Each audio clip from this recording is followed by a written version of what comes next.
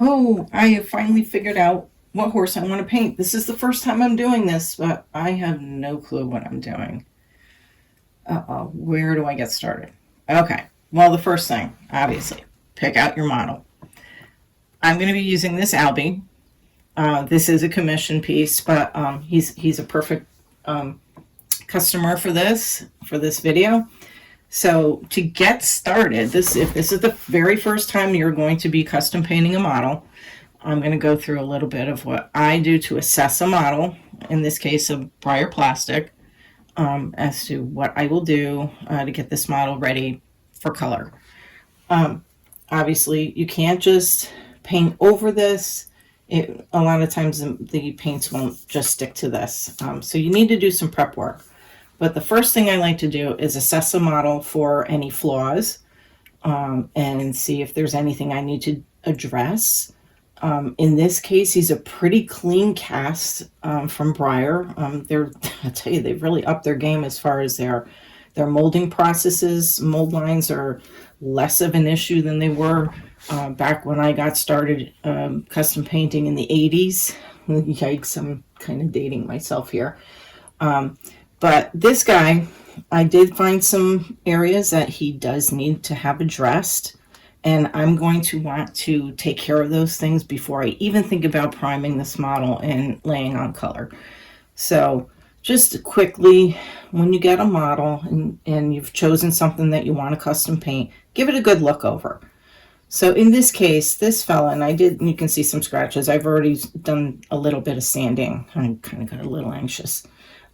So looking at the mold lines, which there was very little, but in this case, this fellow, I started to sand down the middle of the back. He does have a little raised bump here. I'm going to want to sand that down as well.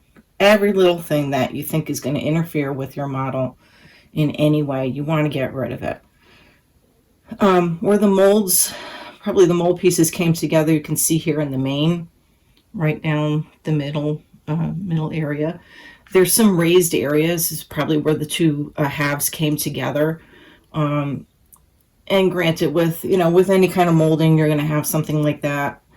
And I'm just going to hit this with some sandpaper or some needle files, because I'm going to want to get into each one of these tendrils of the mane and clean that up as best as I can and make it nice and uniform so that you don't see this raised area between where the two mold areas came together.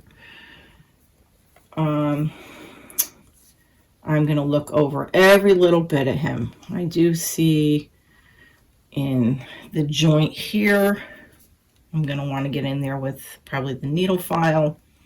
There is a little bit of the mold line in there. I'm going to want to just clean up. I'm very, very picky, so I take my time, and I highly advise you to do the same, because the more you pay attention to any issues with your model, the better your prep is going to be, better your priming is going to turn out, and definitely much better will be your final product after you lay on your color.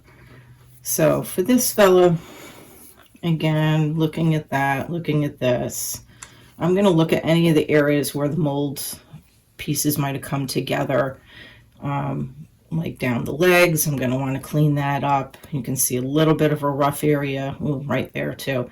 I'm going to want to sand that down and smooth that out. And if I take off too much plastic, then I'll get in there with some epoxy and just fix that up. I look at the hooves to see if they're even. Sometimes they're not.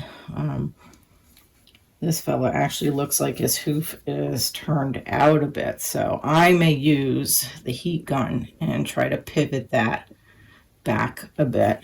It looks a little off to me.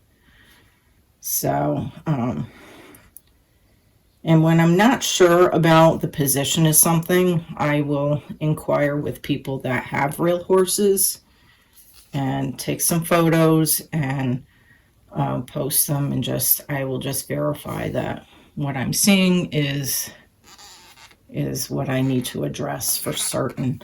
Unfortunately, I'm not one that's around real horses, so I'm just very grateful to people in the real horse community that have been good enough to deal with me asking a million questions. And don't be afraid to ask questions. That's how we all learn. So in this case, I'm kind of looking at that leg, and I think it's twisted out a bit. So I may photograph that and ask if that should get turned back in a bit. So I'll just hit that with the heat gun if need be, and pivot it. And if I need to do any cleanup, then obviously that will be part of my sanding process. I can see some areas on this hoof and on this. And again, you're going to want to even them out. You want to get this looking as, as real as possible. And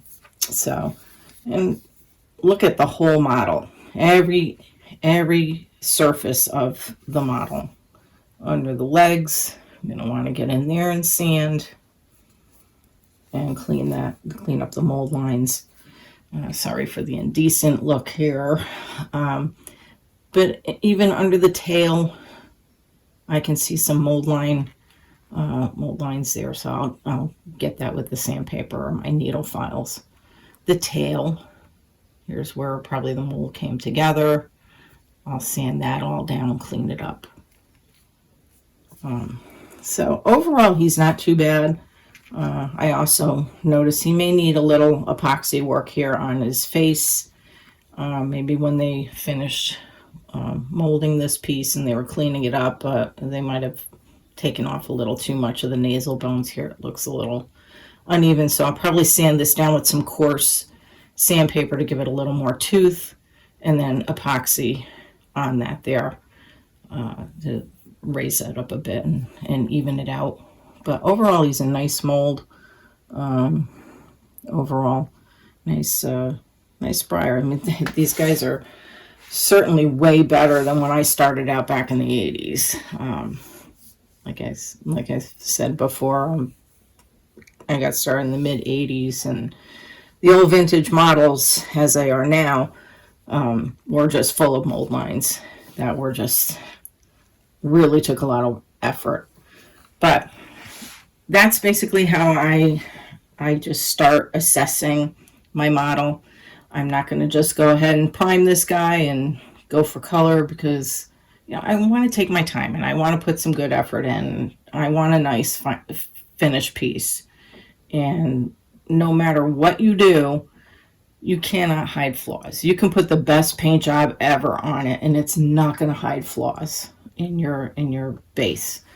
So have your model be as prepped as well as you possibly can.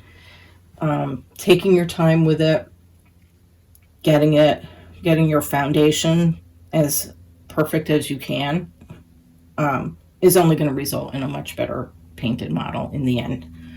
So I'm going to stop here. This is how I assess getting started with a Briar plastic, or if you're working with stones, same application. You can pick up with my basics of prepping video after this. I go over the tools and materials that I use when I'm going to do my prep work. I will then follow up with some work on primers for those of you that are totally new to custom painting. And if you have any suggestions for content, if you have questions, please feel free to tag me or post a question in the comments. I'm happy to answer whatever I can. This guy is going to end up being a leopard Appaloosa, and I am gathering up some additional reference photos before I get started with actually doing any of the paintwork. So while that part is in process, I am getting this guy ready to go. So I'll follow up with primers, how I do my priming after I do my base work. All right. Again, take your time. Don't rush it. All right. Any questions? Feel free to ask and hit that subscribe button.